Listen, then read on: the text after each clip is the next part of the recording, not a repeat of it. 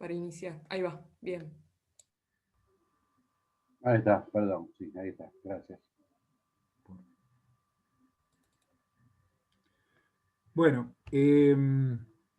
para que quede clara la diferencia con uno de los niveles de organización que integra el ecosistema, para que queden claras las diferencias a través de las características que vamos a estudiar, colocamos acá otra diapositiva que justamente tiene que ver con las propiedades del conjunto de poblaciones que integra el ecosistema, que denominamos comunidad. Comunidad integrada por las distintas poblaciones, o también recibe el nombre de biocenosis. Y bueno, las propiedades de estas comunidades, este conjunto de poblaciones, son las que ponemos en la diapositiva en la parte superior, y debajo colocamos, bueno, el otro componente del ecosistema, que es el biotopo, los factores no vivos, ¿no? Que podemos resumir en factores climáticos y en los factores abióticos del suelo. No sé si alguna hay una pregunta, me detengo, pero son, digamos, características o propiedades emergentes que las hemos mencionado cuando hablamos justamente de los niveles de organización que le interesan a la ecología y de las propiedades emergentes de esos niveles de organización que vamos a estudiar en ecología.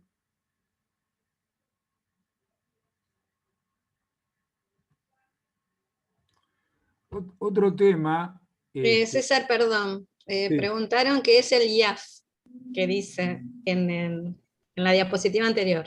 Ah, perdón, bueno, lo tendría que haber sacado, pero es el índice de área foliar, y que nos habla un poco de la cobertura vegetal, porque relaciona la superficie foliar que se proyecta en un área de suelo. Se relaciona el área foliar con la superficie del suelo, en la que se proyecta esa área foliar, y un poco nos habla de la cobertura de la comunidad vegetal o de la subcomunidad vegetal. ¿Sí? Digamos, en fisonomía de la comunidad vegetal o de la subcomunidad vegetal, ¿no? Porque la comunidad está integrada también por otros componentes, no solamente por los vegetales, podemos hablar de la estructura, de las formas de vida. Hay organismos que son anuales, bianuales, son de perenne. La estructura puede ser herbácea, puede ser arbórea, con un eje principal, como los árboles, arbustiva, en forma de lianas.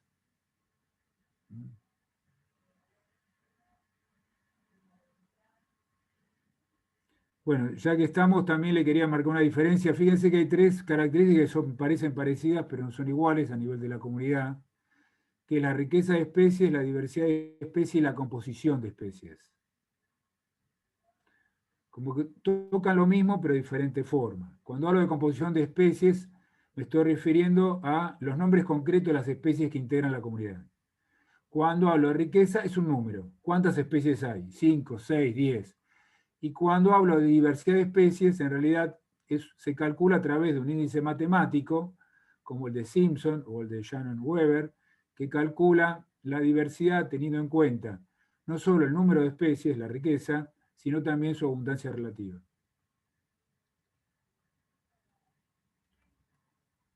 Y, bueno, profe, sí. ¿y especie clave sería? La especie clave es la que tiene una incidencia importante sobre el ciclo de la materia y el flujo de la energía dentro del ecosistema. O sea, tiene posibilidad de cambiar o de alterarlo bruscamente si la especie también podría desaparecer. Por ejemplo, ¿el humano sería un ejemplo o no?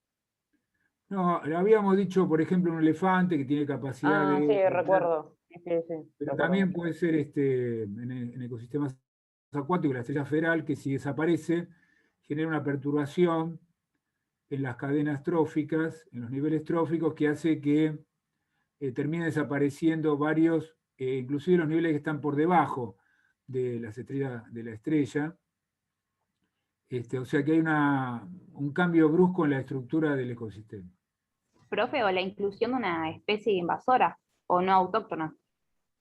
Puede ser también, ¿no? Podría ser una especie, producto de una bioinvasión, porque por ahí, claro, el ecosistema que se introdujo no tiene los controladores biológicos de su lugar de origen y se puede convertir en plaga. Podría ser también, sí. Sí, a ver, la caza negra en muchos lugares está teniendo un impacto muy importante y es una especie invasora. Sí, a ver, como cosa genérica, si se imaginan la red trófica, ¿sí? ¿Se imaginan la red trófica de un ecosistema? Todas las especies conectadas, quién come quién y quién es comido por quién. La especie clave, no todas las especies tienen el mismo peso en la distribución de la energía y la materia. No todas las especies son iguales de importantes. Las especies clave son aquellas que son críticas, no porque sean súper importantes, sino porque son las que juegan un rol más preponderante en la circulación de la materia y energía, como dijo.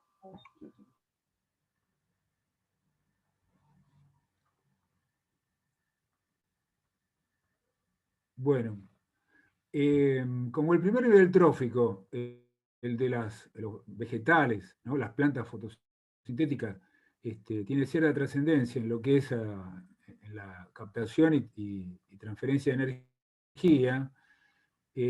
Quisimos poner esta diapositiva que nos habla de las características justamente de las plantas en general, ¿no? Que tiene que ver con su longevidad, su capacidad de establecer relaciones de beneficio mutuo o simbióticas con otros organismos, de soportar la herbivoría, ¿sí? Bueno,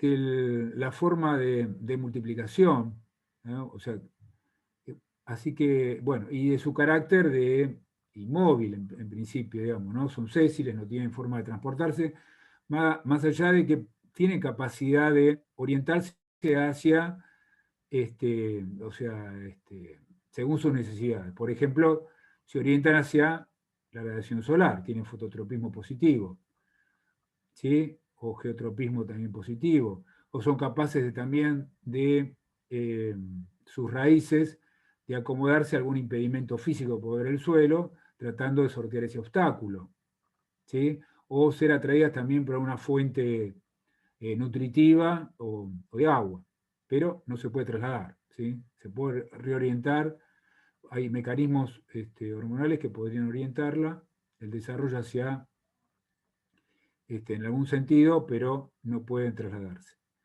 Bueno, eso quiere decir que sean organismos sésiles, son organismos modulares porque tienen estructuras que se repiten, un entrenudo, una hoja, una yema, y básicamente se repite, con lo cual eso lo hace un organismo modular. Tiene capacidad de reproducirse sin no sexualmente, vegetativamente, ¿sí? O sea, uno puede tomar una parte de una planta y recrear un nuevo organismo.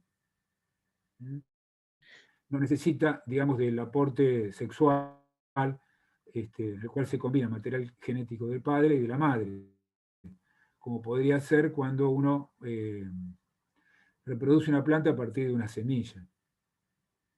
Si uno toma una parte de un vegetal, lo que hace es obtener otra planta que es exactamente genéticamente igual a la planta que le dio origen. Lo mismo decir Es es asexual. Es asexual, claro. Sí, cuando hablamos vegetativamente, estamos hablando de una reproducción asexual, de un clon. Obtener clones en los animales es un poquito más complicado, se ha hecho, pero no es común. Hay algunos organismos que también se pueden reproducir de esta forma, corales, pero en general lo característico en los animales es la reproducción sexual.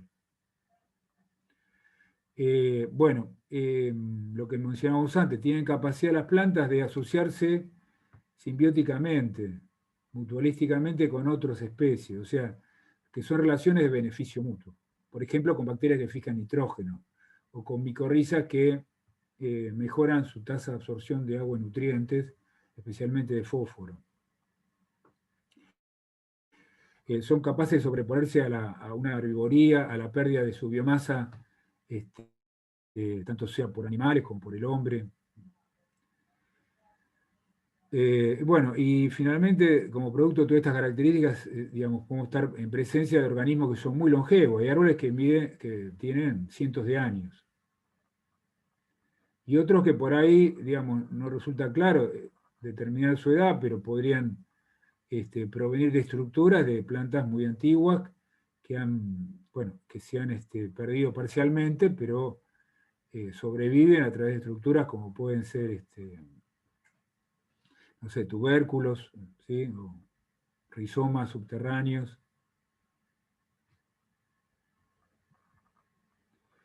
Bueno, y ahora la idea sería entrar básicamente al concepto de productividad o producción, que no vamos a hacer diferencia entre ambos conceptos, ¿sí? Vamos a hablar indistintamente de productividad o producción.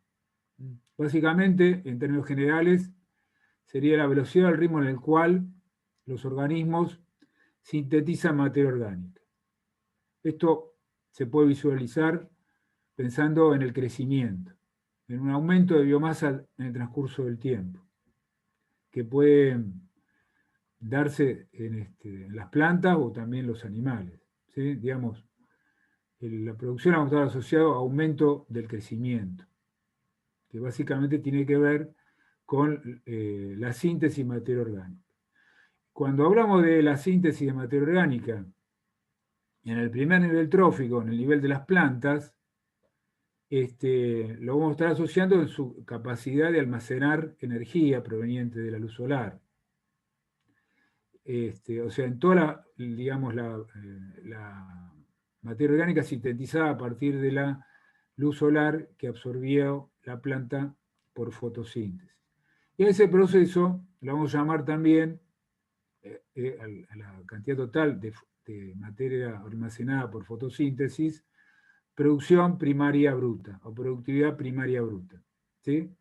Entonces, productividad porque es la síntesis de materia orgánica, primaria porque estamos hablando de las plantas, de los productores, y bruta porque sería, bueno, todo digamos, lo que se produjo por fotosíntesis. En realidad, paralelo a este proceso, ocurre un proceso de degradación de glucosa, de liberación de energía. O sea, parte de lo que se produjo en fotosíntesis se va degradando y se va liberando para ser empleado por el organismo, por las funciones que cumple la célula. Acuérdense que la respiración cumplía, en ese sentido, un papel complementario de la fotosíntesis porque, digamos, degradaba una gran molécula, como la glucosa, de 6 carbonos, que almacenaba mucha energía en su enlace carbono-carbono, en pequeños paquetes de energía, bajo la forma fundamentalmente de ATP. Y el ATP eran estos almacenes pequeños de energía que la planta empleaba para sintetizar, por ejemplo, otras sustancias como las proteínas, o para hacer transporte, o los músculos para cuando realizan actividad física. Bueno, entonces, el otro concepto relacionado también con la producción sería la producción primaria neta. Es decir, si a la producción primaria bruta, a la síntesis total de materia orgánica producto de la fotosíntesis, le restamos el gasto respiratorio, obtenemos la producción primaria neta. ¿Sí? Producción porque síntesis de materia, primaria porque ocurre en el primer nivel trófico, y neta porque es el saldo de la energía, de la materia que queda entre lo fotosintetizado y la respiración, por las plantas. Esto mismo lo podemos repetir adecuándolo a cualquier nivel trófico.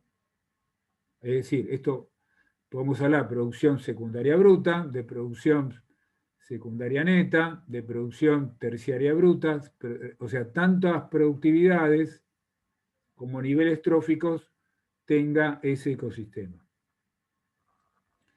¿Sí? Entonces, obviamente va a cambiar el concepto. ¿Por qué? porque a nivel del segundo nivel trófico, que sería el de los consumidores primarios o herbívoros. ¿Sí? Acá lo que tenemos que ver es y recordar que hay una serie de sinónimos que podemos emplear. ¿Sí? Segundo nivel trófico equivaldría al primer nivel de consumidores, ¿no? Los heterótrofos o herbívoros.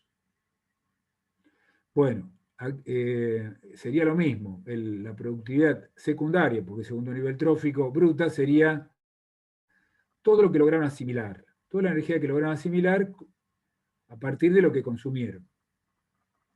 ¿Qué quiere decir esto? Bueno, quiere decir, digamos, que de todo lo que comieron, no todo lo pudieron absorber a través del intestino, sino que parte de lo que consumieron, de lo que comieron, de lo que ingirieron, básicamente el material vegetal que consumieron, se pierde por las heces, porque no es asimilado. Hay estructuras vegetales de alto contenido de lignina o de celulosa que por ahí algunos herbívoros no lo pueden degradar en sustancia más simple y finalmente absorber a través de las paredes del intestino, y entonces se pierde con las heces. O sea que hay parte de energía que se pierde con las heces. Entonces, le llamamos productividad secundaria bruta o asimilación a la velocidad con la cual sintetizan materia orgánica, acumulan materia orgánica los consumidores, ¿no? Si a eso, de toda la energía asimilada, le restamos también la respiración, que sería la energía que gastan para su propio mantenimiento, nos queda, como antes, la producción neta. En este caso sería la producción o productividad secundaria neta. ¿Sí? O también se lo llama a esto crecimiento.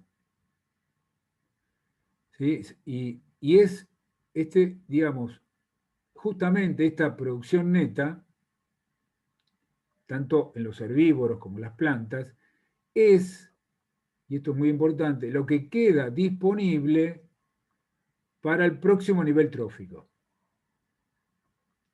Es decir, en el primer nivel trófico lo que pueden comer, digamos, los herbívoros es la producción neta de las plantas. Y en el segundo nivel trófico, lo que quedaría disponible para los carnívoros sería la producción secundaria neta.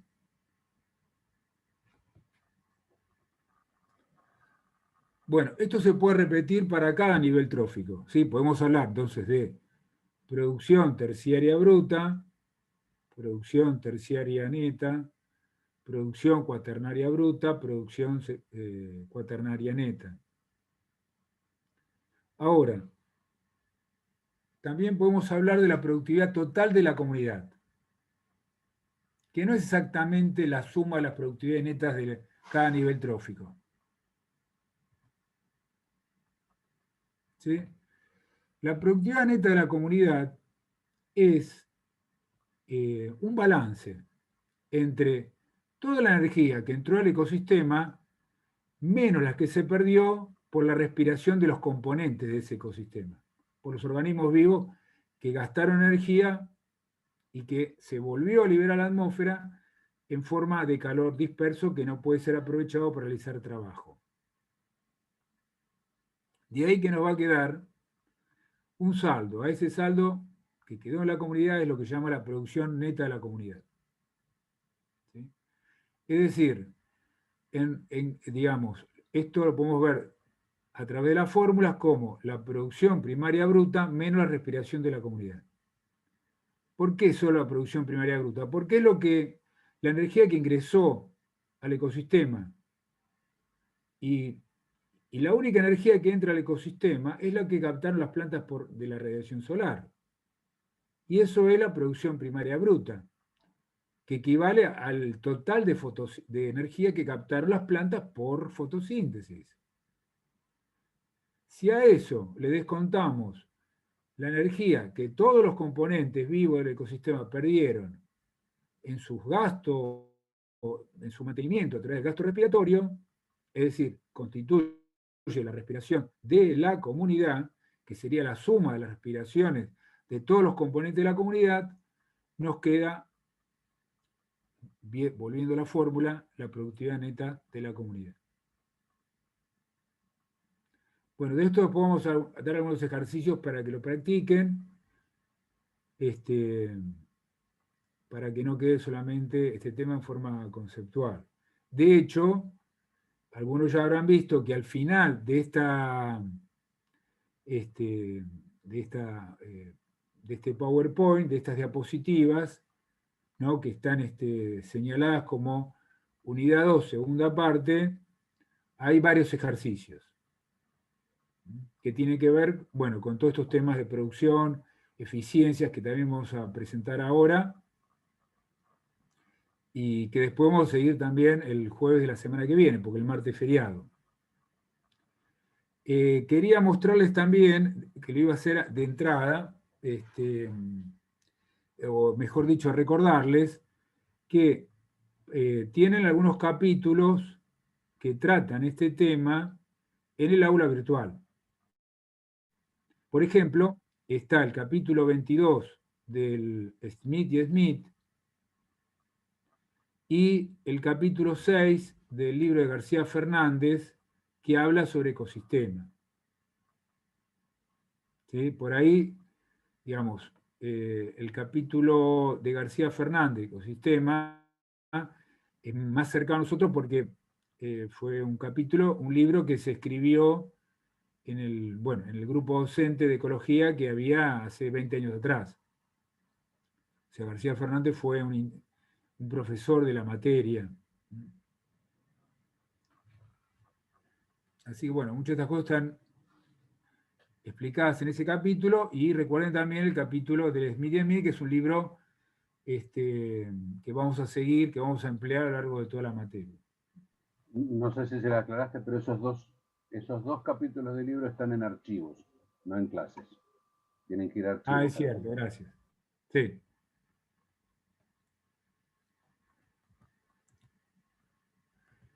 Bueno, resumiendo de una forma más esquemática, a través de un diagrama, en esta diapositiva vemos el concepto de producción bruta y producción neta que se aplica en cualquier nivel trófico. ¿Sí? Lo que dijimos conceptualmente recién, lo vemos con una fórmula en forma, que resume y que se puede aplicar a cualquier nivel trófico.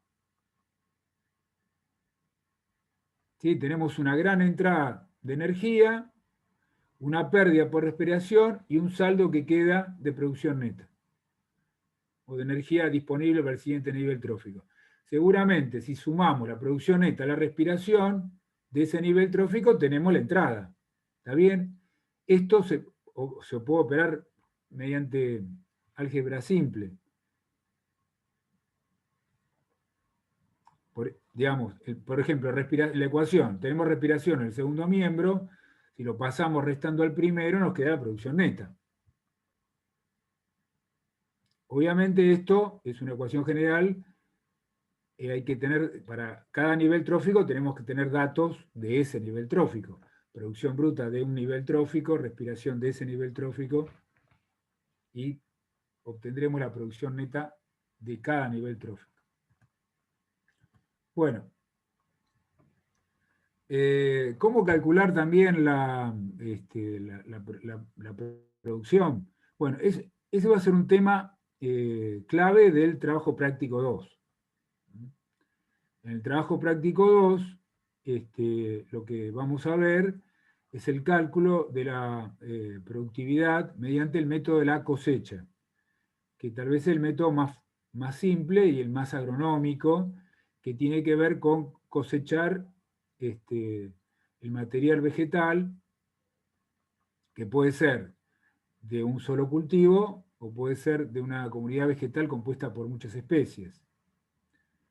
Y bueno, a través de la cosecha del material vegetal vamos a calcular la productividad. Va a haber dos métodos, bueno, no me quiero extender, ya lo van a ver, el método de la cosecha única y el método de la cosecha sucesiva. Pero básicamente ambos métodos tienen en común esta ecuación, ¿sí? Fíjense que estamos hablando lo mismo, la producción, pero digamos, como dijimos que la producción también se relaciona con el crecimiento, podríamos aplicar esta fórmula en una situación práctica real para estimar su cálculo. Es decir, uno puede cosechar material vegetal en cierto momento, dejar transcurrir un tiempo, volver a cosechar, y la diferencia entre las cosechas, dividido el tiempo transcurrido, nos da una idea de producción. Fíjense otra cosa también, las unidades, ¿no? Que esto es clave para poder precisar bien de qué estamos hablando. Digamos, la matemática precisa en forma numérica, cuantitativa, el concepto y nos permite, digamos, que se constituya en un concepto no ambiguo, sino muy específico. Fíjense que la productividad tiene unidades de biomasa dividido tiempo.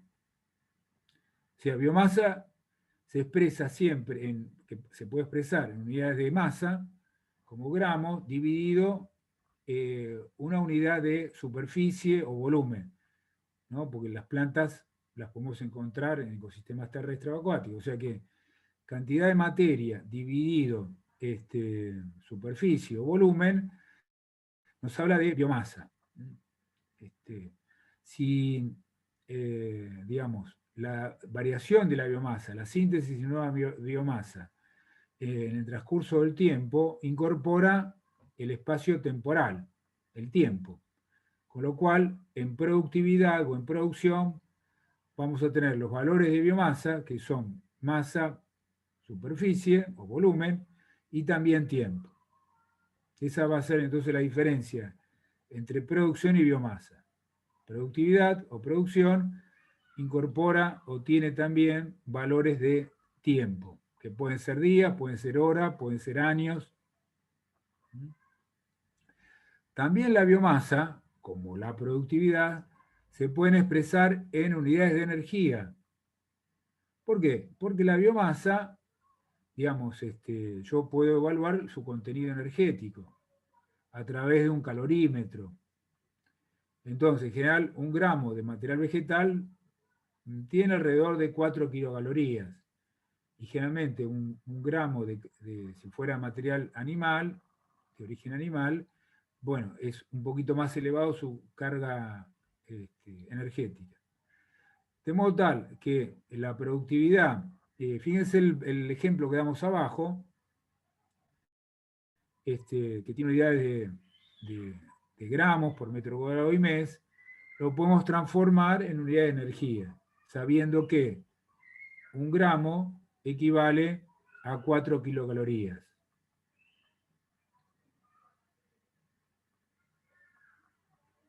¿Alguna pregunta respecto a la fórmula esta? ¿Se entendió hasta acá? Sí, sí. Sí, profe. Sí, profe. Bueno, seguimos. Si alguien no entendió y no quiere preguntar, vamos a tratar de aclararlo con los ejercicios que vamos a hacer más adelante, o tiene otro momento para consultar, en cualquier momento consulten y respondemos sin problema. Bueno, otro tema que tratamos de presentar en esta tabla tiene que ver con la productividad de diferentes ecosistemas, y es obviamente muy importante conocerlas. ¿Por qué?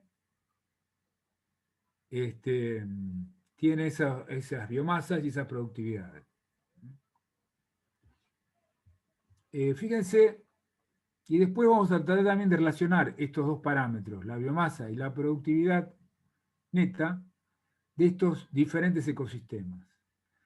Y vamos a relacionarlo a través de otros parámetros que se llaman la tasa y el tiempo de renovación. Pero primero simplemente lo que hagamos es recorrer los distintos ecosistemas y ver sus niveles de productividad y biomasa, y ustedes me dirán cuáles son más productivos cuáles son, y qué tiene más, cuáles tienen más biomasa, qué relaciones hay entre productividad y biomasa, sin hacer ningún cálculo. O sea, quiénes tienen más biomasa y tienen menos productividad, o al revés. ¿Sí? Seguramente vamos a encontrar como los más productivos, estamos hablando en este caso de la producción primaria neta, es decir, estamos pensando básicamente la producción del primer nivel trófico de las plantas. Primaria neta, o sea, ya descontamos de todo lo que se acumuló y se sintetizó por fotosíntesis, ya se descontó, igual es un proceso paralelo, la respiración, el gasto respiratorio, con lo cual nos quedó, sería lo que está disponible para el siguiente nivel trófico. O que también puede emplear, o sea, está disponible para que sea consumido o puede destinarse al crecimiento de las propias plantas. Bueno, acá tenemos diferentes valores, ¿no? Pensamos en producción primaria neta, tenemos un bosque templado. Si hablamos de bosque, pensamos que está constituido por árboles, que puede también tener una capa herbácea, pero posiblemente el sombrero que ejercen los árboles la limita bastante. Una selva tropical, ¿no? Que tiene una estructura inclusive posiblemente más compleja. Ahí va a haber seguramente arbustos, va a haber lianas, va a haber más estratos todavía, que en el caso del bosque templado. Y fijémonos también, bueno, el nivel de respiración que tienen, perdón, la biomasa que tienen, que es muy elevada. Tal vez las selvas tropicales son las que tienen mayor biomasa, ¿sí? En esta tabla parecería que le siguen los bosques templados. En nuestro caso tenemos también algunas, bueno, bosques, digamos, de tipo tropical, selvas como la selva misionera, o selvas de alta montaña como la Yunga, en Tucumán, Salta, donde además tienen características que guardan gran diversidad. Tal vez el 40% de la biodiversidad de la Argentina lo podemos encontrar solo en la selva misionera. De ahí también la importancia de conservarlo, ¿sí? De no sacrificar especies que ni conocemos, que no sabemos ni qué utilidad nos podrían dar, aún desde un punto de vista inmediato humano, desde el punto de vista medicinal, alimenticio, tecnológico, que puede ser sacrificado sin conocerlo y por la necesidad de obtener por algunos una ganancia inmediata sembrando soja. De hecho, es lo que ocurre en gran medida, por ejemplo, en las selvas brasileras, ¿no? En la selva amazónica,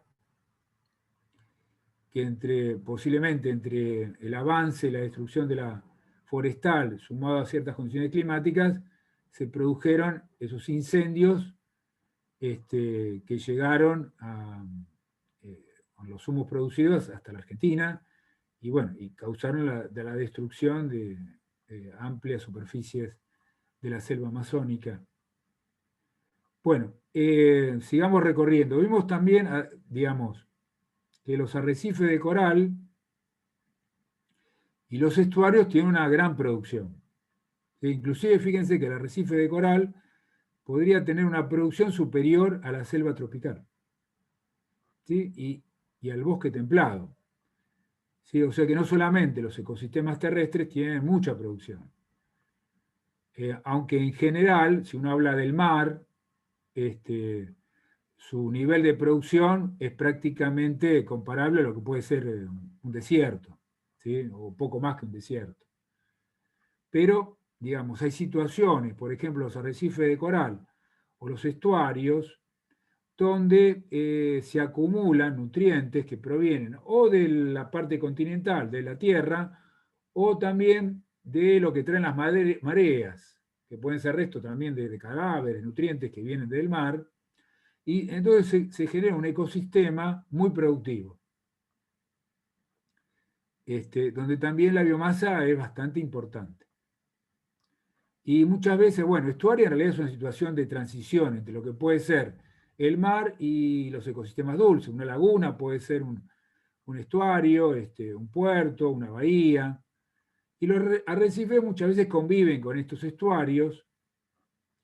Y bueno, y son lugares de gran biodiversidad, de gran producción, ¿sí? De importantes biomasas.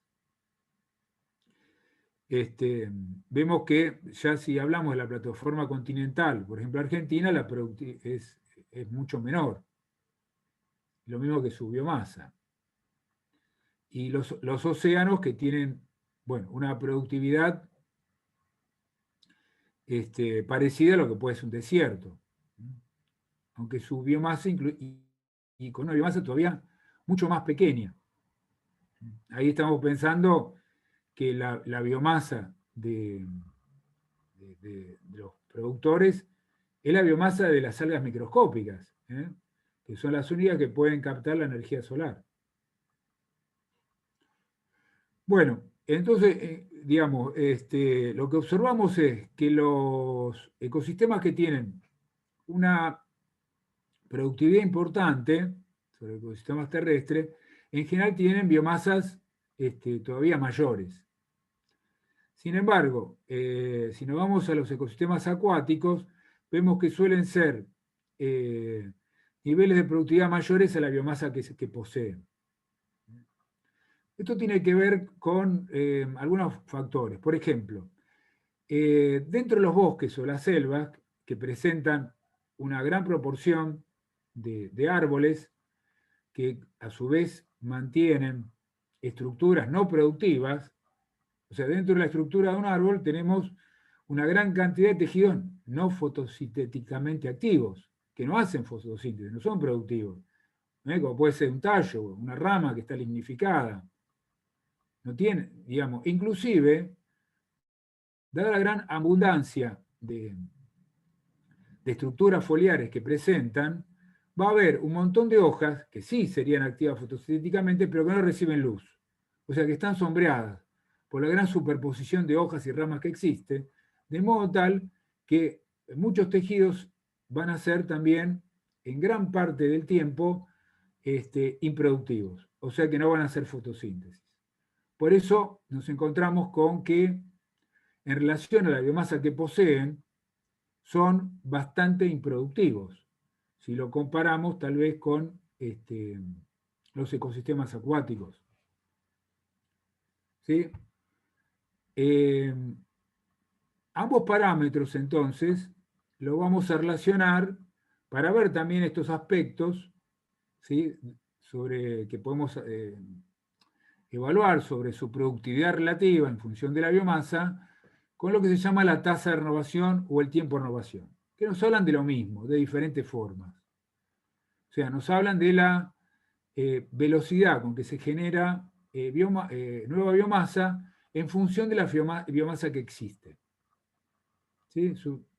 La tasa de renovación nos relaciona la producción neta con la biomasa que existe. Y entonces nos va a quedar un valor en función del tiempo que nos dice la proporción de biomasa que se renueva por esa unidad de tiempo. Si invertimos los valores de esa ecuación, de la tasa de renovación, obtenemos lo que se llama el tiempo de renovación. Y entonces simplemente nos da en tiempo el espacio temporal necesario para que toda esa biomasa se renovaría según la producción que tiene ese ecosistema. Si veamos el primer ejemplo, dividimos la producción primaria neta del bosque templado dividido su biomasa, eso sería la tasa de renovación, nos da 0,04. Quiere decir que esta proporción de su biomasa total se renueva por año. Si lo multiplicamos por 100, nos estaría diciendo que solamente por año se renueva el 4% de su biomasa.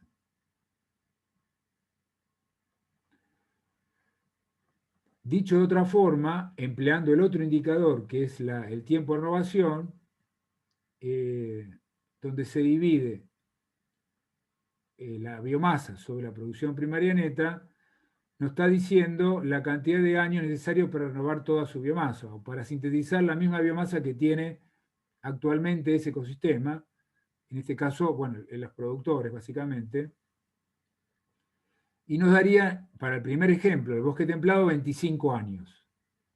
O sea, el bosque templado necesitaría 25 años para sintetizar toda la biomasa que tiene en este momento.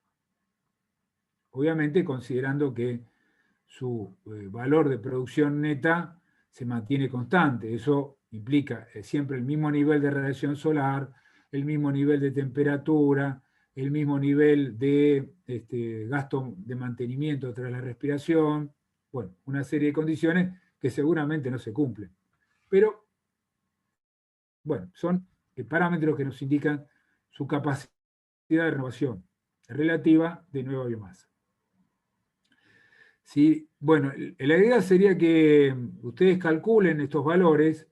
Vamos a encontrar en el fondo de la tabla, en el caso de los océanos, de los lagos o de la plataforma continental, que nos encontramos con valores, por ejemplo, de tiempo de renovación muy cortos, ¿sí? Y con tasa de renovación con valores que son mayores que 1. Esto lo que nos va a estar diciendo es que tienen una alta productividad respecto a su biomasa y que se renueva rápidamente. Y esto se produce también porque, obviamente, tienen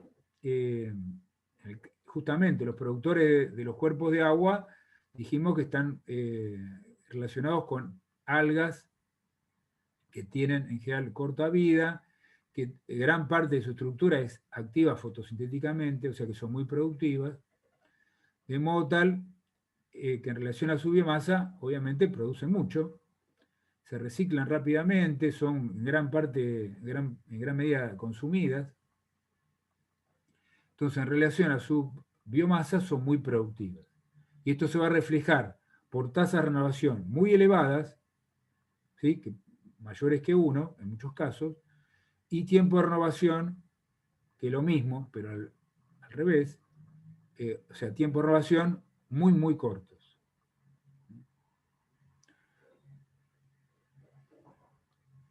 Bueno, lo ideal sería que ustedes lo estén haciendo, pero si se complican, acá yo les pongo todos los resultados. Bueno, lo que vemos en esta tabla es justamente lo que yo les había anticipado de alguna forma. Fíjense que los océanos, si bien son muy poco productivos, presentan muy poca biomasa, pero tienen una tasa de renovación, es la última fila, ¿no? Los océanos. Una tasa de renovación muy elevada, lo que me está diciendo, fíjense que, digamos, el número, a ver, vamos a algo elemental para tener presente. La unidad, digamos, en la celda de la tabla yo pongo un número, pero las unidades de ese valor uno lo tiene que ver arriba. Es decir, cuando yo hablo de tasa de renovación, en el caso de los océanos me encuentro con el valor 41,67. Eso es sobre año, como indica la unidad que figura en el encabezado de esa columna. Y cuando hablo de tiempo de renovación, es tiempo, o sea, el valor 0,024 son años, directamente años. O sea, quiere decir que para calcular exactamente cuál es el tiempo, por ejemplo, una unidad más cómoda, como puede ser el día, tendría que tener en cuenta que los océanos tienen un tiempo de renovación de, bueno, 0,024 de año Habría que calcular que un año tiene 365 días. Para llevar esto a días, nos quedaría, no sé, unos pocos días.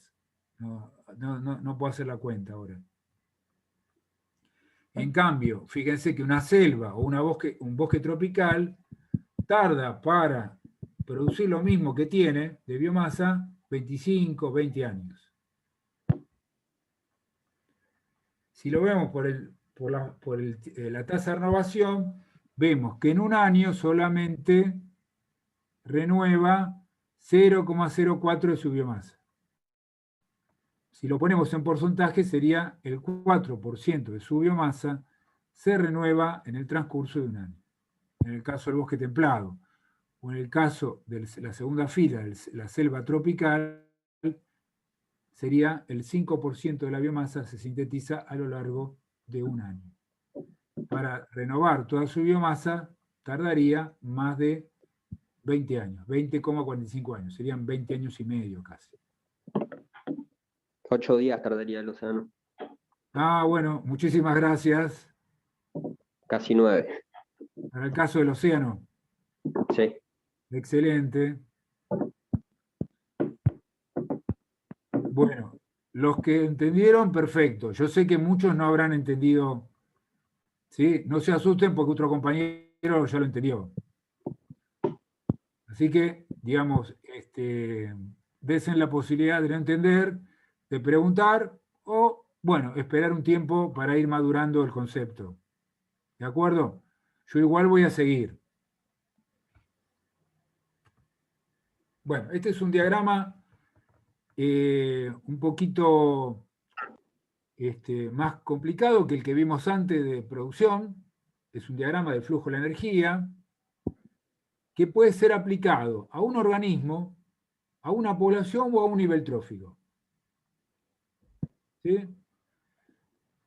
Digamos. Y acá lo que necesitamos también es memorizar algunos conceptos, algunos sinónimos, para poder entenderlo.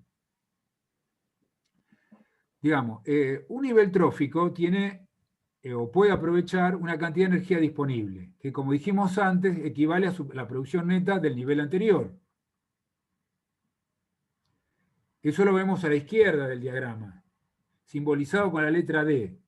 Y entre paréntesis, fíjese que dice producción del nivel trófico, la productividad neta del nivel trófico previo, P de N-1, ¿sí? Que sería el nivel trófico anterior. Producción neta del nivel trófico previo. Eso indicaría N-1, porque estamos en un nivel, que puede ser el segundo o tercero, que matemáticamente se indica como N. Cuando hablamos de N-1 nos estamos refiriendo al anterior. Y si dijéramos N+1 sería el siguiente. Si este es el nivel, por ejemplo, de los herbívoros, N-1 sería el de las plantas. Y N+1 sería el de los carnívoros primarios, los que comen herbívoros. Bien, entonces, la energía disponible, por ejemplo, para el caso de los herbívoros, tomemos que este es el segundo nivel trófico, los herbívoros, consumidores primarios, sería la producción neta o producción primaria neta, la producción neta de las plantas.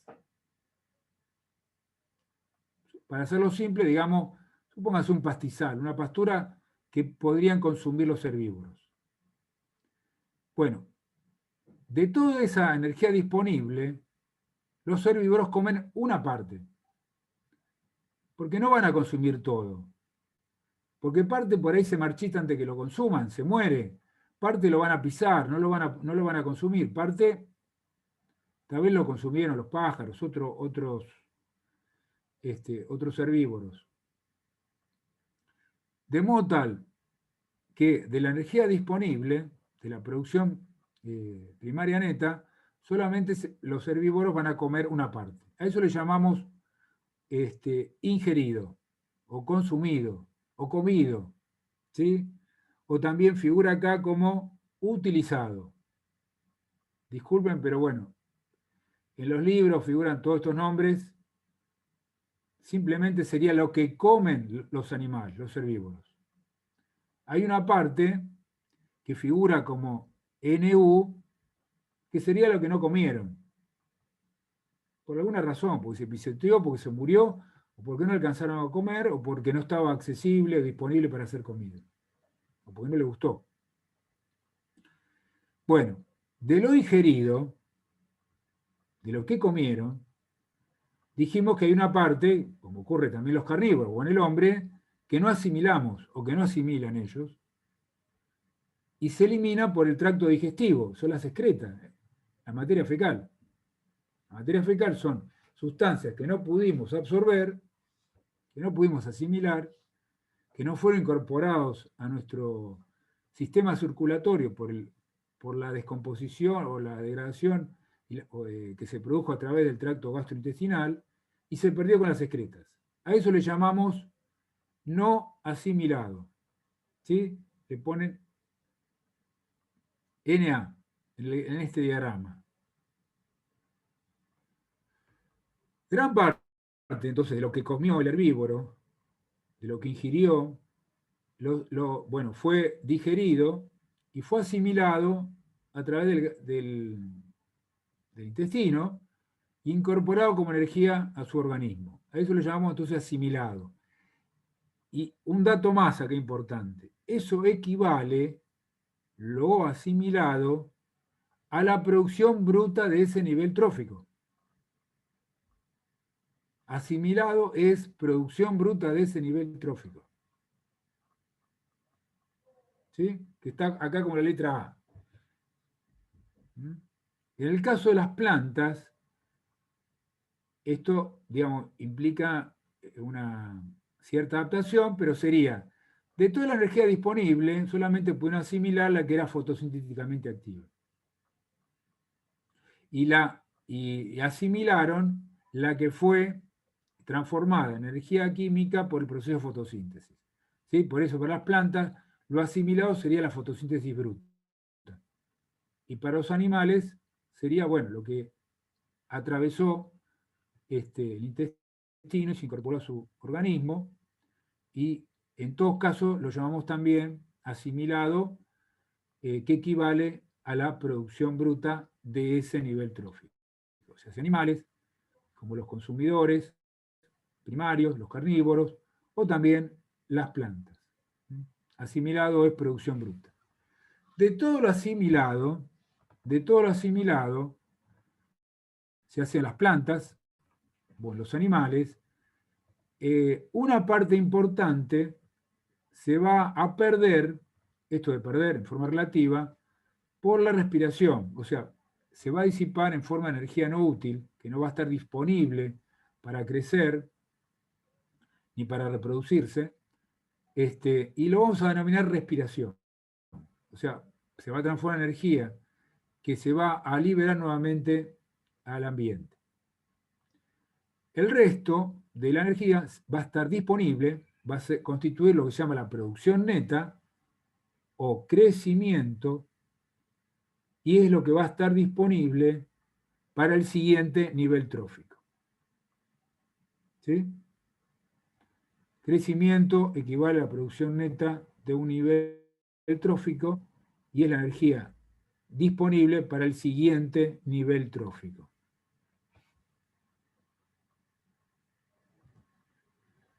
Bueno, teniendo en mente el diagrama previo, vamos a calcular, o vamos a dar valores, mejor dicho, y a tratar de explicarlos, valores de eficiencia. Es decir, podemos calcular la relación entre lo disponible y lo consumido, entre lo asimilado y lo consumido, y entre la producción neta o crecimiento y lo asimilado.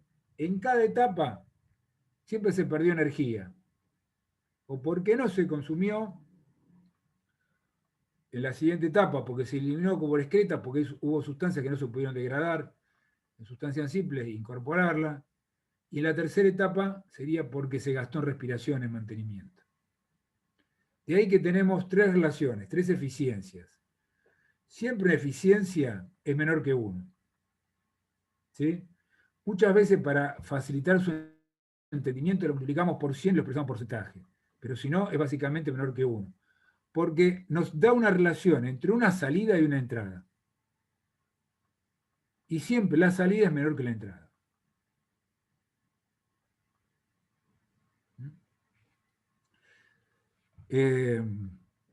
Para facilitar las cosas las vamos a expresar en porcentaje. Entonces, vamos a pensar lo siguiente. Vamos a hablar básicamente de 3 eficiencias. La de consumo, la eficiencia de asimilación y la eficiencia de crecimiento. La eficiencia de asimilación va a relacionar, a través de un cociente, lo consumido con lo disponible. Vamos a recordar una cosa, siempre el nombre de la eficiencia corresponde al numerador. ¿Sí? Cuando hablo de eficiencia de consumo, matemáticamente lo que voy a relacionar es lo consumido o la energía consumida respecto a la disponible. ¿Sí? En el numerador pongo consumo, que sería la salida. Cuando hablo de asimilación, lo mismo, es energía que salió respecto a la que estaba disponible anteriormente. En este César, caso, sí. perdón. Cuando vemos en las fórmulas tanto de consumo como de asimilación, el símbolo I sería lo que vimos en la anterior diapositiva, lo utilizado. Y es, sería lo ingerido, lo consumido, lo Ingerido. comido. Ok, listo. ¿Sí? Sí, también lo he utilizado, tenés razón. Son tantos nombres, yo también me pierdo. Dale. Sí, bueno, si ustedes lo pueden mirar un poquito, así yo sigo, pero para que vayan memorizando algunas cosas, ¿no? Eficiencia de consumo, eficiencia de asimilación, eficiencia de crecimiento. Vamos a ver estos valores, estas eficiencias, cómo varían y por qué en los distintos niveles tróficos, y también hablar un poco de cómo varían según el ecosistema. ¿Sí? Si es una pradera, un bosque, un fitoplancton, si es el mar, un ecosistema acuático. Alguna breve introducción, obviamente, de esto.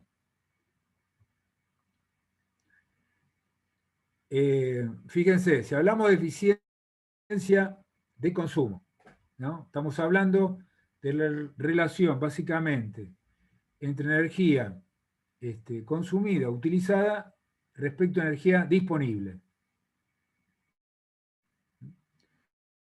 En el caso de los productores de las plantas, sería que, digamos, podrían consumir la energía solamente que es fotosintéticamente activa, respecto a la totalidad que llega. Y eso se supone que es alrededor del 50%.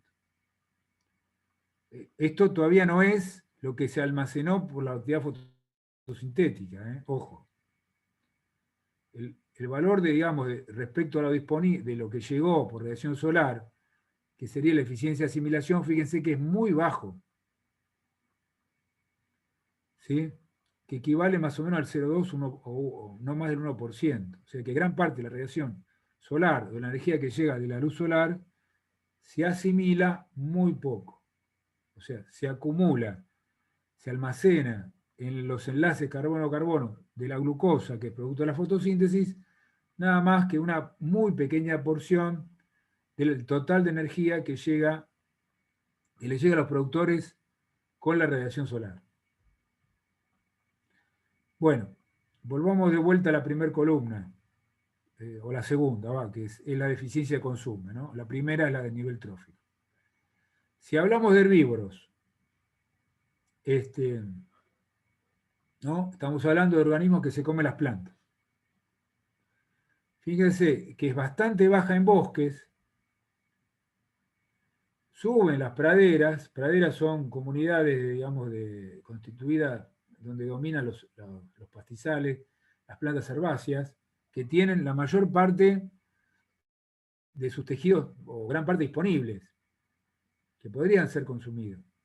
Es muy baja en los bosques porque gran parte por ahí de la producción neta terminan siendo no accesibles, tomando por ahí, digamos, se destina a tejidos que no son activos fotosintéticamente, con lo cual, digamos, son tejidos que no son digeribles, que no son disponibles para el consumo de los herbívoros. Entonces se consume muy poco de esa producción. Por eso en bosques tenemos una eficiencia de consumo solamente del 5%. Aumentan los pastizales en las praderas y es muy superior en el fitoplancton de los cuerpos de agua. Que, digamos, los herbívoros consumen,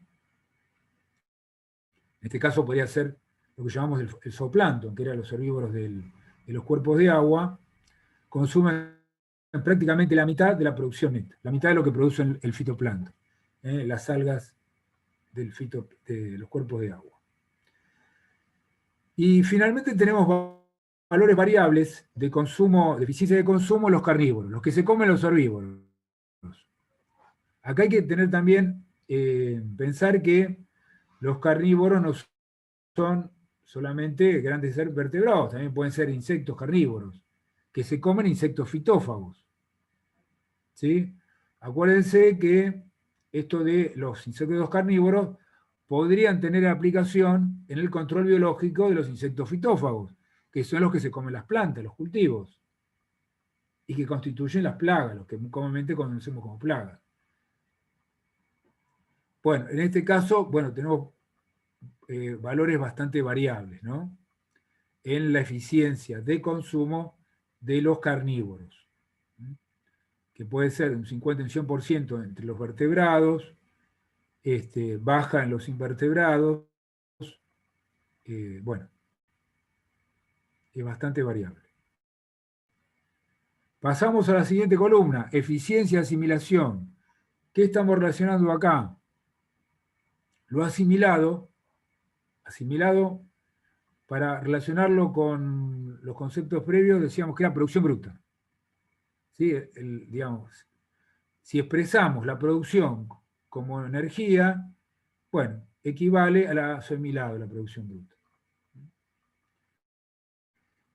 ¿Con qué relacionamos acá la eficiencia de asimilación? Bueno, lo asimilado lo relacionamos con lo que comieron, ¿sí? Con lo ingerido, con lo utilizado. Digamos, va a haber una parte que se pierde con las excretas de todo lo consumido. Bueno, esos valores también pueden ser bastante variables. En los herbívoros que comen plantas, suelen ser bastante más ineficientes que los carnívoros que comen animales. Es decir, en general, la digestibilidad de los que comen carne es mayor que los animales que comen plantas. De hecho, fíjense,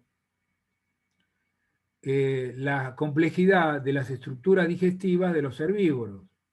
Si pensamos en un rumiante, una vaca, que tiene 4 estructuras semejantes necesarias para poder digerir el alimento, donde el rumen tiene que tener la asistencia, por llamarlo así, de una gran comunidad de microorganismos, protozoarios, bacterias, para poder descomponer las estructuras que presentan los vegetales, que son difíciles de degradar.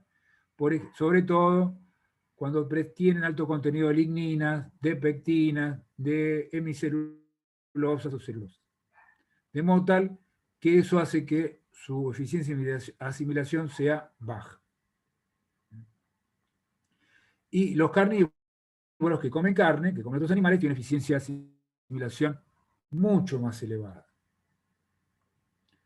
Finalmente, tenemos la eficiencia de crecimiento, ¿no? Si seguimos el camino de la energía, estamos dentro de todo lo que asimilaron. Lo que vamos a relacionar ahora es lo que queda disponible respecto a lo que asimilaron. Lo que se traduce en crecimiento respecto a la energía asimilada, ¿no? Crecimiento puede ser aumento de biomasa, puede ser reproducción, o puede ser lo que quedó disponible para que coman el próximo nivel trófico. Y en esta eficiencia de crecimiento, lo que va a gravitar, ¿no? Que va a incidir en su eficiencia, que sea alto o bajo, van a ser tres cosas, fundamentalmente. La primera tiene que ver con la regulación de la temperatura corporal. Los homeotermos, que regulamos la temperatura corporal a partir de un gasto importante mejor dicho, del aprovechamiento de la energía que vienen los alimentos, tenemos una eficiencia de crecimiento baja. ¿Sí? Eso pasa con el hombre o los vertebrados, los mamíferos. En cambio, aquellos organismos que dependen, digamos, de su regulación, digamos, obtener energía a partir de la temperatura del ambiente, ¿sí? Exponiéndose al calor cuando tienen frío, o ocultándose en cuevas o lo que fuera cuando hace mucho calor, tienen eficiencias de crecimiento elevadas. ¿Por qué? Porque no gastan lo que comieron en su propia regulación de la temperatura corporal. Simplemente por eso. Otro aspecto que incide en la eficiencia de crecimiento es la movilidad.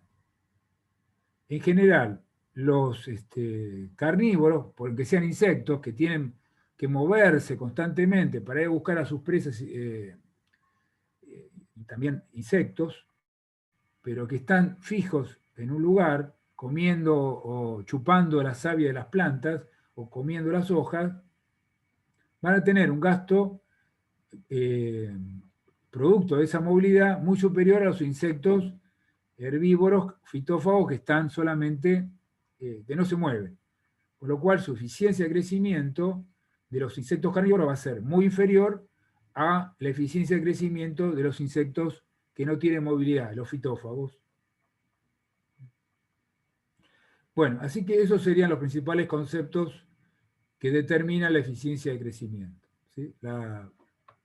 Básicamente la motilidad, la regulación de la temperatura corporal, y no sé si me olvido algún otro aspecto que, bueno, en todo caso lo veremos después. Bueno, también el tamaño de los organismos puede incidir, sí, que lo leí recién, que me estaba olvidando. Bueno, esto lo voy a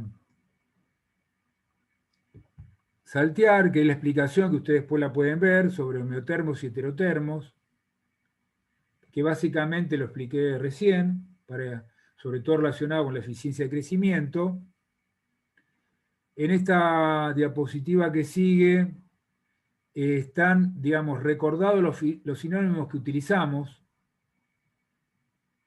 y también las ecuaciones que nos permiten relacionar estos conceptos, porque una cosa es la eficiencia, que es una medida que no tiene unidades, porque relaciona energía que sale dividido la que entra. La puedo expresar en porcentaje, pero no tiene unidades. ¿Sí? Y otra cosa es los valores de entrada y salida. Entonces, si yo hablo de asimilado, o de consumido, o de crecimiento, eso es una unidad de energía, es una unidad que puedo expresarla como una productividad más. ¿Sí? Como energía por unidad, por tiempo. Y también por unidad de superficie, como una productividad más. Y lo puedo también, digamos, vincular algebraicamente. Si recordamos en los diagramas de flujo, vamos a encontrar que, por ejemplo, lo ingerido por un nivel trófico equivale a lo no asimilado más lo asimilado. ¿Sí? Bueno, acá hay algunas ecuaciones que nos permiten relacionar simplemente esos niveles de energía. ¿Sí? Asimilado igual, por ejemplo, dice abajo, ¿no? A lo que comieron, lo que consumieron, menos lo no asimilado, lo que se fue con las excretas. El crecimiento, la cantidad de energía que disponible para el crecimiento, equivale a lo que asimilaron menos lo que se gastó en respiración, en mantenimiento.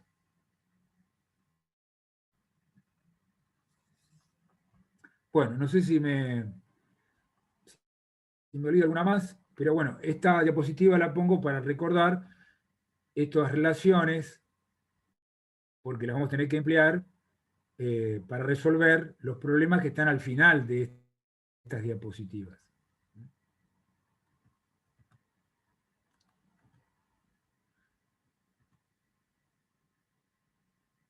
Bueno, me voy a adelantar y se las voy a mostrar para ya dejarlas planteadas como tarea para el jueves que viene. ¿Sí? Lo que también les voy a pedir, que si tienen dudas, nos manden un mail. Yo le iba a pedir también colaboración por ahí a algún otro docente. Si nos mandan los problemas hechos para controlarlos, bueno, espero que no sean tantos, que podamos, bueno, resolverlos y hacer una devolución a cada uno para que los puedan llegar a entender perfectamente. Bueno, les voy a mostrar los problemas, que están al final de la diapositiva. Bueno, acá hay algunos. De hecho, algunos de estos problemas van a ser parecidos a los ejercicios que van a ver en el práctico. Sí, bueno, las primeras preguntas tienen que ver con definiciones de productividad, de eficiencia, pero después ya hay un problemita que se le está planteando para que calcule una producción.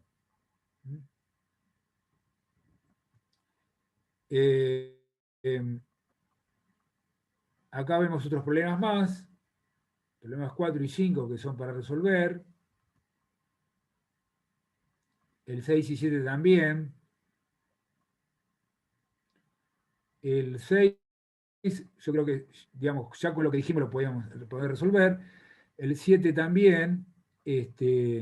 Generalmente por ejemplo, en el 7 lo que va a ocurrir es que ustedes van a tener que completar algunas columnas antes de hacer algunas cuentas. En función de las ecuaciones que les mencioné, las ecuaciones algebraicas, ¿sí? Por ejemplo, para calcular, si yo tengo, en el problema 7 digo, ¿no? Tengo ingestión y no asimilado, relacionando esos dos valores, puedo calcular lo asimilado. Porque la ingestión equivale a asimilado más no asimilado. Si yo despejo asimilado, me queda que la ingestión, o lo comido, menos lo no asimilado, lo asimilado. Entonces es un valor que voy a necesitar para calcular después la eficiencia de asimilación. Si tengo entonces calculado lo asimilado y le resto la respiración, me va a quedar el crecimiento, que es un valor que voy a necesitar para calcular la eficiencia de crecimiento. ¿Cómo era el de crecimiento? Asimilado menos, eso me faltó. Asimilado menos respirado. Ok. ¿Sí? Si vos Bueno, comiste el ACEP, por ahí algo, si vos comiste algo y de eso usaste una parte en mantenimiento, que es lo que llamamos respiración para mantenerte vivo, la diferencia es el aumento de peso o la baja de peso, si respiras más de lo que consumís. ¿Se entendió ahí? Sí, se entiende, se entiende. Bueno, acá tienen varios problemas para practicar. ¿Sí? Y la idea es que, bueno, en esta semana los hagan todos los que puedan. Pero, digamos, tiene que quedar claro que son problemas de examen. Así que ya ese problema que están viendo o algo parecido va a aparecer en el parcial. Profe, una consulta. Sí. ¿Hay que entregar esto? No entendí eso. Y yo diría que ustedes, sobre todo los que tienen, a ver, si los problemas les resulta bien, si no tienen dudas, por ahí pueden enviar un resultado, consultarlo como compañero, ponerlo en el foro y yo les doy el visto bueno. Aquel que tenga dudas importantes, lo primero que tenemos que utilizar es el foro, porque yo le contesto a uno y todos ven la respuesta. O contesta Carlos, contesta cualquier docente. Digamos, para nosotros nos simplifica mucho el trabajo. Si si empezamos resolviendo las dudas por el foro. En caso necesario, bueno, ustedes pueden enviar a través del aula virtual correos, digamos, indicando las dudas que tuvieron de algún problema determinado y nosotros lo resolvemos. Claro, gracias. La primera etapa sería el foro, porque entonces me da pie a mí a contestar y que todos lo vean. Sí, no es que les vamos a poner notas, creo que eso era la preocupación de quien habló, Camila, me parece. No es que le vamos a poner nota, pero esto les sirve a ustedes para saber si entendieron bien, porque la mejor manera de saber que no entendieron algo es tropezar con ese problema. Y entonces, si se tropiezan, bienvenidos sean, no porque querramos ser malos o torturarlos, sino porque nos van a poder hacer preguntas. La idea es esa. Tírense al agua, háganlo, encuentren eso con los problemas y pongan las preguntas en el foro. Y ahí en el foro los entusiasmamos siempre a que los discutan entre ustedes. Si alguno cree tener la respuesta, no importa si está seguro o no, póngala y después nosotros supervisamos.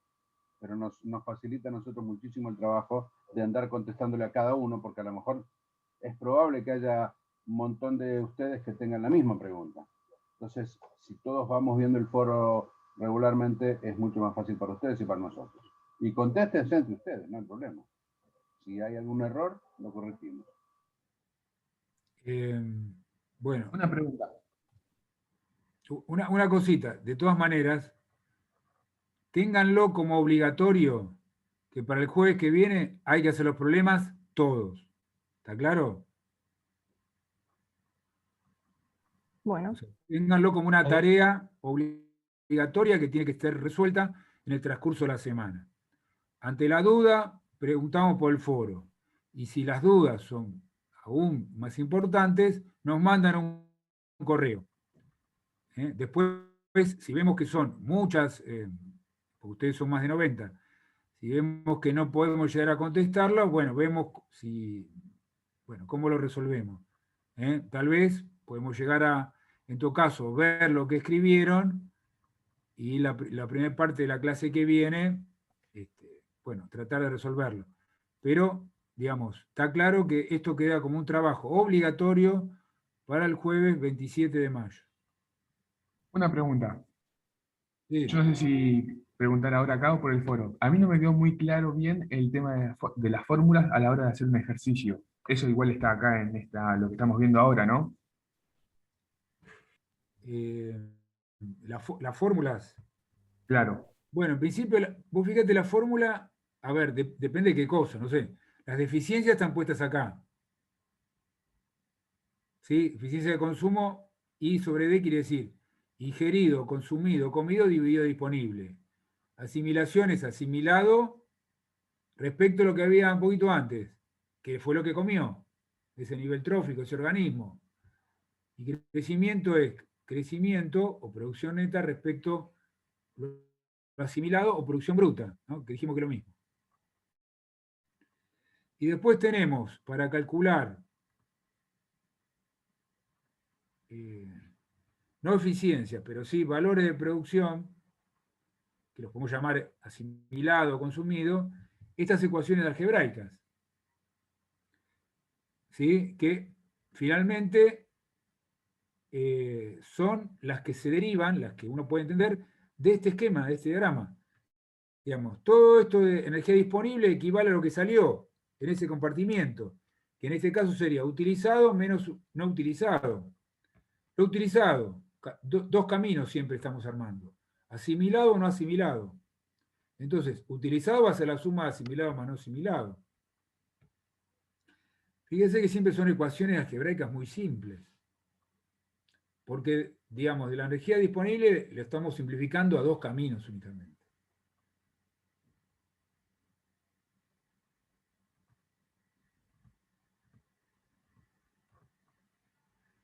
Bueno, sigamos, si les parece, con alguna duda más.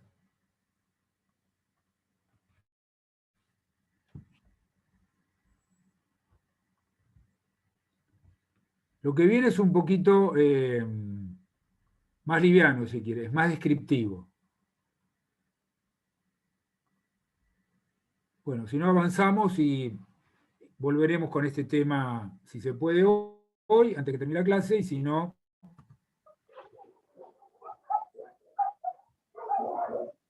¿Hay alguien preguntando?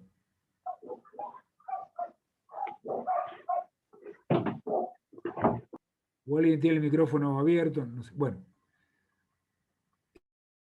Una forma de describir también la relación entre los niveles tróficos dentro de un ecosistema, que se utiliza mucho en ecología, es las pirámides de biomasa, de número y de producción. En general hablamos de pirámides, entonces estamos pensando que las bases son más anchas que los eslabones o los escalones superiores. Sin embargo, esto es así para el nivel de producción, que sería esta diapositiva, ¿no? Sabemos que por las leyes de la termodinámica, en cada pasaje de un nivel trófico a otro, se pierde energía. Pero si consideramos otros aspectos, como puede ser la biomasa o pirámide de número, no necesariamente los niveles tróficos inferiores son mayores que los superiores. ¿Sí? Por ahí si uno se fija, el gráfico que está arriba a la izquierda presenta, bueno, un ecosistema más típico, donde los eslabones, los escalones inferiores son mayores que los superiores y se van angostando a medida que pasamos de un nivel inferior al siguiente. Pero también podría ser, digamos que, por ejemplo, el ecosistema dominado por árboles, que los productores sean pocos, del punto de vista numérico, y que sean muy abundantes en biomasa. Como el caso de, no sé, un bosque. Pero tenemos, fíjense, que es como una pirámide invertida, porque el número de organismos de árboles es muy poco respecto a los herbívoros, que pueden ser pequeños insectos que están en número muy alto consumiendo las hojas del árbol.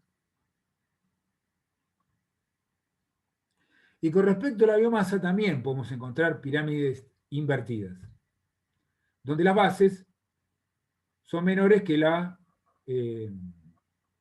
los escalones superiores. En los ecosistemas terrestres, por ahí no es tan común, pero sí es común en los cuerpos de agua, donde el primer eslabón de la cadena trófica lo representa el fitoplancton, que son algas muy microscópicas, tienen muy poca biomasa, pero son muy productivas, de modo tal que son capaces de sustentar biomasas superiores en los niveles tróficos siguientes. ¿Por qué? Porque siempre lo que juega acá es la producción del nivel trófico. ¿Sí? No voy a sustentar un nivel trófico superior con menos producción. Es inviable desde el punto de vista termodinámico. Puede haber menos individuos que sean más productivos. Puede haber poca biomasa, pero alcanza a tener un nivel de producción que sustente los niveles tróficos superiores.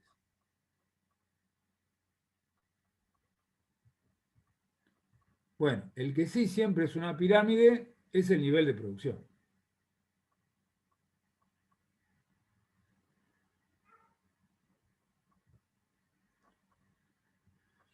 Bueno, en este gráfico, bueno, lo que vamos a mostrar básicamente es algunos factores que afectan la producción.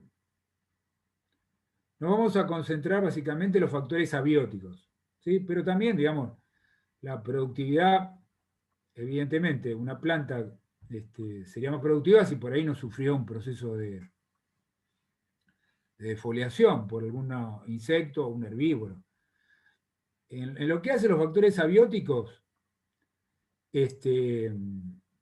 vamos a tener en cuenta que generalmente el que mayor incidencia tiene es el agua, la disponibilidad de agua. ¿Sí? Cuando hablamos de disponibilidad de agua, hablamos de precipitación. Entonces, si hacemos un barrido de ecosistemas a lo largo de todo el planeta, encontramos que hay una relación directa. Fíjese que la curva de arriba muestra la producción de un ecosistema que se incrementa a medida que crece el nivel de precipitación. por ahí deja de ser tan limitante las precipitaciones a nivel de agua cuando sobrepasamos los 4.000 milímetros de precipitaciones anuales. ¿Qué es lo que puede ocurrir en bosques tropicales o selvas tropicales, con esos niveles de precipitación? A partir de ahí, aparentemente, digamos, el agua no es limitante, y por más que aumente más el nivel de agua, podría no incidir en la producción. Porque tal vez aparece otro factor que es limitante, el nutritivo, la radiación solar.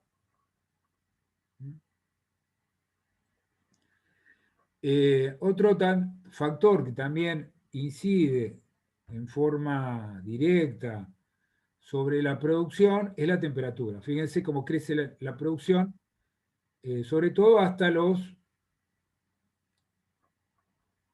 25 grados. ¿Sí? Hay una relación lineal, prácticamente lineal, una curva que la podríamos en gran medida asemejar a la ecuación de la recta. Digo la ecuación de recta, pues justamente fue la que mencionamos en la clase anterior, ¿no? Que ustedes ya alguna idea tendrán. Donde la temperatura, digamos, a medida que se incrementa, aumenta la producción. Fíjese una cosa, ¿no? Esto lo recuerdo. Yo explico lo que pasa en el eje de ordenadas en función del aumento o la variación en el eje de abscisa, que es el eje horizontal. Así se hace la lectura de un gráfico, ¿no? Digamos, es como que la variable dependiente es la que siempre pongo en el eje de ordenadas, en el eje de las Y. Y lo explico en función de lo que pasa en el eje de las X, que sería la variable independiente. Bueno, entonces yo estoy diciendo, a medida que aumenta la precipitación y la temperatura, se incrementa la productividad. ¿Esto ocurre en cualquier nivel de temperatura o de precipitación? No, dentro de cierto rango. Qué sé yo, digamos, entre pocos milímetros y los 4.000 hay un incremento en la productividad. Entre, no sé, menos 10 grados y 25 grados hay un incremento de la productividad. Por ahí si nos pasamos de cierta temperatura, no se sigue incrementando la productividad. Y posiblemente temperaturas muy elevadas terminan siendo perjudiciales. Así que esto, ojo, son importantes las precipitaciones y la temperatura, pero siempre dentro de cierto rango se produce ese incremento de producción. En defecto o en exceso pueden ser perjudiciales. Bueno, esta es otra forma también de graficar esta relación entre agua y productividad, que es empleando otra escala, que es, bueno, por un lado, fíjense que en el gráfico de la derecha utilizan otro parámetro indicativo de la disponibilidad de agua de la comunidad seguramente de productores. Porque lo que están midiendo justamente es producción primaria neta, ¿no? Que no es la cantidad de agua que llovió, sino la que efectivamente utilizó la planta y se evaporó. ¿Sí? O sea, es agua que pasó por el interior de la planta y que se juntó con el agua que se evaporó de la superficie. Por eso se habla de evapotranspiración. Sería todo el agua, digamos, que transitó por el interior, que absorbió la planta, y luego se perdió por transpiración, más la que se evaporó de la superficie de la planta. Esto es una forma, digamos, de relacionar mejor, porque puede ser que el agua que llovió se perdió por escurrimiento, o se infiltró en las capas tan inferiores del suelo que no estuvo disponible, o se evaporó de la superficie del suelo porque la temperatura es altísima. Entonces no llegaron las plantas a tomar nada de esa agua por la respiración. Y otra trampita, si se quiere, del gráfico, que le permite linealizar esa relación, es que no usan una escala aritmética, sino que usan una escala logarítmica. Ustedes fíjense que los números no están representados en los ejes en escala aritmética, sino que porque si no, supóngase en el eje de ordenada, en el eje de abscisa, por ejemplo, si 1000 está a una distancia del eje de 0 de, no sé, pongámosle 4 centímetros, 2000 tendría que estar a 8. Y sin embargo, está muy pegado a 1000. Eso es porque transformaron en logaritmos para representar esta relación entre evapotranspiración y productividad. O sea, usaron una escala logarítmica, tanto en el eje de abscisa como en el eje ordenada. Y entonces aparece una relación lineal, más clara para explicar el proceso. ¿Sí? Es más fácilmente visualizado esta relación entre agua y producción. Bueno, esto también vamos a seguir. Y vamos a entrar a hablar de otros métodos para medir la producción primaria. Hasta ahora, digamos, hicimos mención al método de la cosecha, que es el que más se va a tratar en el trabajo práctico. En el trabajo práctico 2 vamos a utilizar dos variantes, el método de la cosecha, que es de cosechas únicas y sucesivas, el método de la cosecha única que se emplea generalmente para comunidades de una sola especie, monocultivos, donde no hay una pérdida de material vegetal a lo largo de su ciclo, y entonces con una sola cosecha al final del momento que consideramos que se acumuló la mayor cantidad de biomasa, cercana al final de su ciclo, con una sola cosecha podemos estimar todo lo producido desde la siembra. El otro metodología de las cosechas sucesivas se aplica para comunidades poliespecíficas, polifíticas, o sea, para comunidades compuestas de muchas especies que tienen diferentes momentos de cosecha a lo largo del año. O sea, puede haber especies tipo estival, otras primaverales y otras otoñales, de modo tal que es imposible determinar una sola cosecha para esa comunidad, y la única forma que tenemos es hacer cosechas en forma regular, muy frecuente, para poder estimar todo lo producido. Obviamente, para tener una buena estimación de la productividad, debemos incorporar, desde el punto de vista ecológico, la biomasa radicular, el material muerto que podemos encontrar en una parcela de muestreo. También usamos parcela acá, como el caso, como aprendimos a usarlo la semana pasada. Bueno, eso es uno de los métodos. Después tenemos el método del dióxido de carbono. El método del dióxido de carbono se puede utilizar para comunidades terrestres, que consiste en encerrar una porción de la comunidad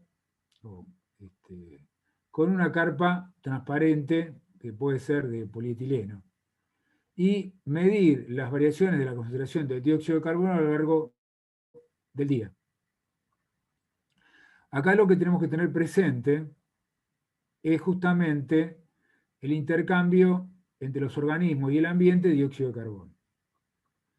Para eso tenemos que recordar cómo intercambian gases la fotosíntesis y la respiración.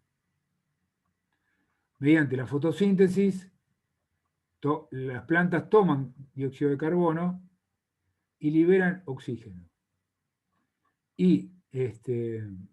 Pero también respiran. Y en la respiración hacen lo contrario. Liberan dióxido de carbono y toman oxígeno. Ahora, como la fotosíntesis se produce cuando hay luz solar, durante el día, para simplificar las cosas, supongamos un día de 24 horas, 12 horas de luz, 12 horas de oscuridad. Entonces, lo que pensamos que va a ocurrir es que el contenido de dióxido de carbono dentro de la carpa, dentro del invernáculo, dentro de la comunidad vegetal, bueno, el ecosistema encerrado en esa carpa de polietileno, va a disminuir, si tomamos una muestra, durante las horas de luz solar, porque la fotosíntesis supera la respiración, no solo de las plantas, sino de todos los otros animales que también respiran, no fotosintetizan, los heterótrofos. Entonces, esa balance entre lo fotosintetizado y lo respirado, suponemos que durante la luz solar va a ser menor, ¿sí? O sea, la cantidad de dióxido de carbono en la carpa va a ser menor cuando hay luz y va a incrementarse durante las horas de oscuridad que no hay actividad fotosintética. O sea, nadie fija dióxido de carbono a la noche, porque las plantas, al no haber luz, no pueden hacer fotosíntesis. De modo tal, digamos, que si nosotros a lo largo del día de luz solar comparamos el momento inicial y respecto al final del periodo de luz, la disminución del dióxido de carbono podría ser equivalente a la producción neta de la comunidad. ¿Sí? Porque la producción neta de la comunidad es el balance entre lo que se fotosintetizó y lo que se respiró. Ahora, el valor de la respiración de la comunidad lo podemos obtener midiendo el incremento de dióxido de carbono dentro de la carpa durante la noche. Si consideramos que es equivalente lo respirado durante la noche cuando hay luz solar, multiplicando por 2 el valor de respiración durante la noche, nos da el valor durante todo el día. Entonces, fíjense que tenemos la productividad neta de la comunidad durante las 24 horas, porque eso era lo que correspondió a las horas de luz. Si lo sumamos a la respiración, nos da la producción primaria bruta.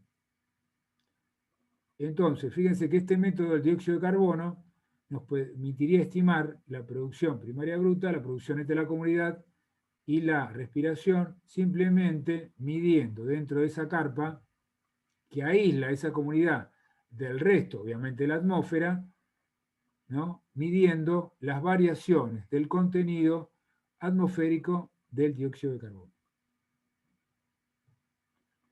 En ecosistemas acuáticos se emplea otro método que también mide las variaciones de gas disuelto en el agua, en este caso, de oxígeno, no de dióxido de carbono.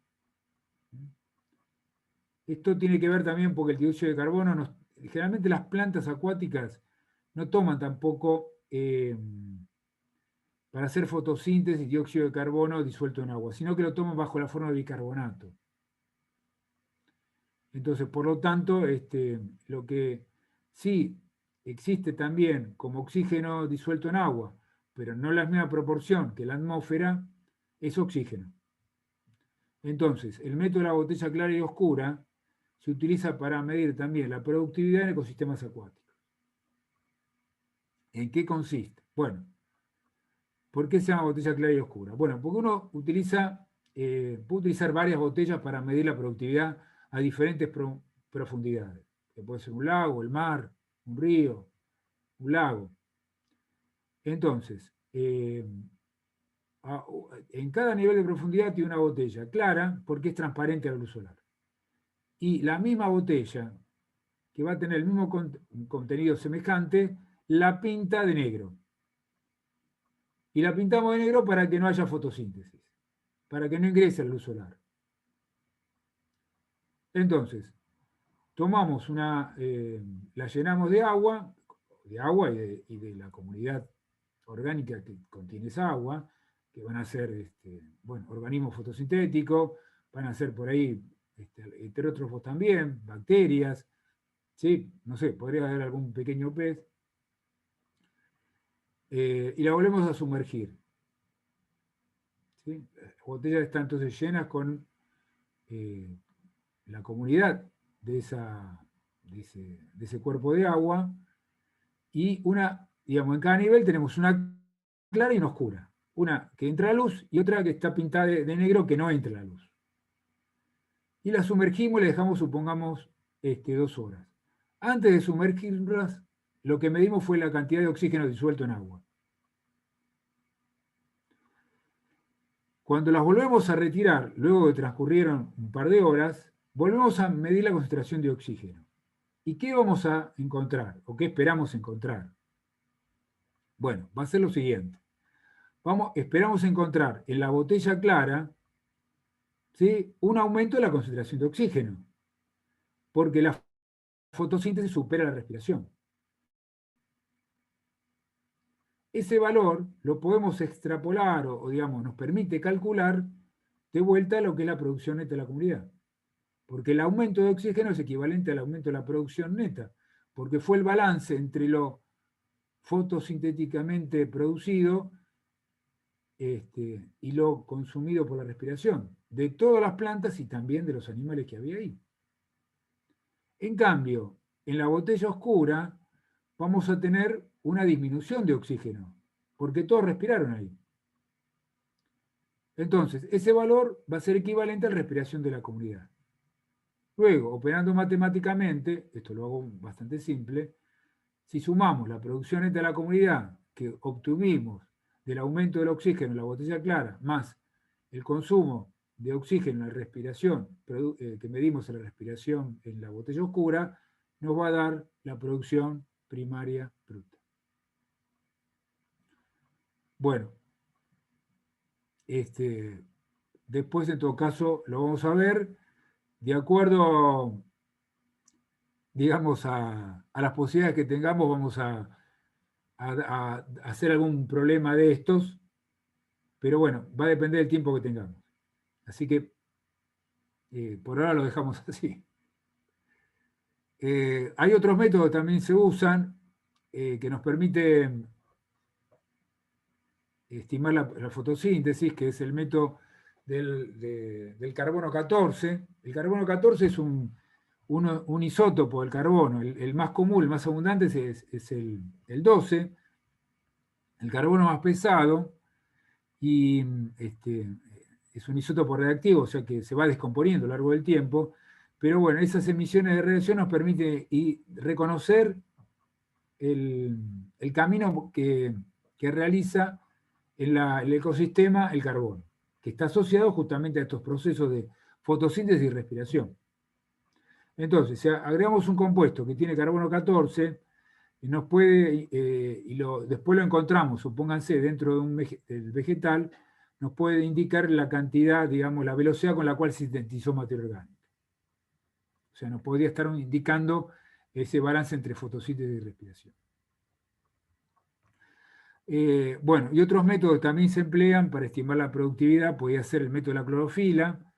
La clorofila,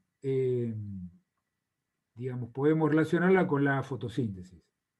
O sea, digamos, en una comunidad de productores que tengan, si digamos, conocemos otras características de la comunidad, podemos llegar a establecer una relación entre cantidad de clorofila y fotosíntesis. Entonces, por ahí, midiendo solamente la cantidad de clorofila, podemos tener idea de la velocidad fotosintética. Y con los nutrientes ocurre lo mismo, digamos, la fotosíntesis implica la síntesis de materia orgánica, que gasta nutrientes, por decirlo de alguna forma, que los toma del ambiente. Entonces, el consumo de ciertos nutrientes, o la variación, la concentración en el ambiente de ciertos nutrientes, que es incorporado a esa nueva materia orgánica sintetizada, nos permite estimar también la actividad fotosintética. Bueno,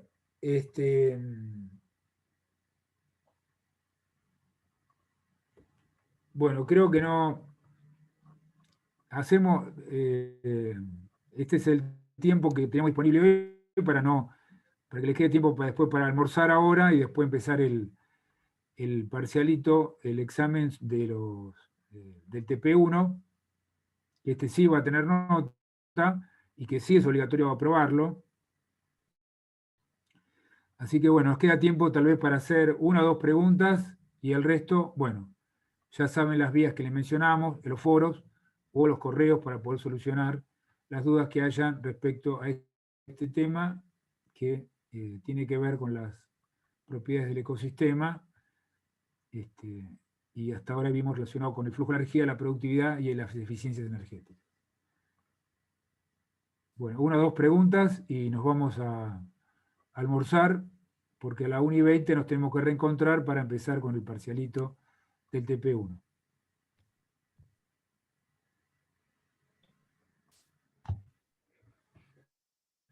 No sé si, claro, Carlitos, ¿querés hacer una aclaración?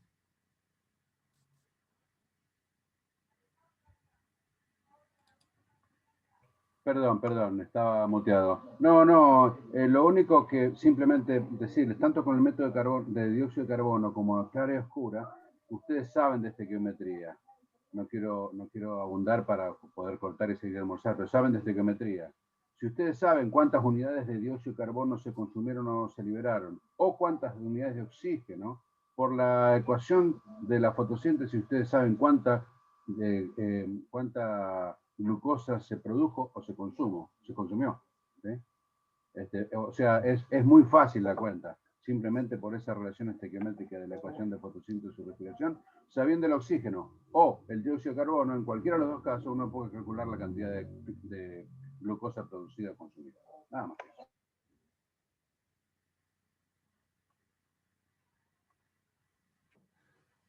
Bueno, ¿alguna pregunta más? Y si no, nos vamos. No Acuérdense. sé, Patricia, ¿querés comentar algo? No, claro. La idea es que entre que y 20 nos podamos reunir, o sea que empiecen a entrar y cuartos, ¿sí? Así 20 nos reunimos, les tengo que dar 5 minutos de orientaciones respecto de cómo ingresar al parcialito, y ya hay 30 tienen que estar para ingresar al parcialito. ¿Sí? O sea que sean puntuales, para que y 20 podamos acordar, ¿sí? Las orientaciones. Porque ¿Están acuérdense de que el acuerdo? parcialito dura 1 hora, ¿no? O sea, el Exactamente. parcialito está previsto para abrir a las 13:30 y cerrarse 14:30. Se le cierra la cortina, se acabó ahí. El sistema lo saca. Hasta donde llegaron, ahí llegaron. Profe, ¿cuántas preguntas son del parcial? Parcialito, 15. Gracias. Bueno, listo. 13:15 empiezan a ingresar y 13:20 ya estamos todos y podemos hacer las cosas para seguir.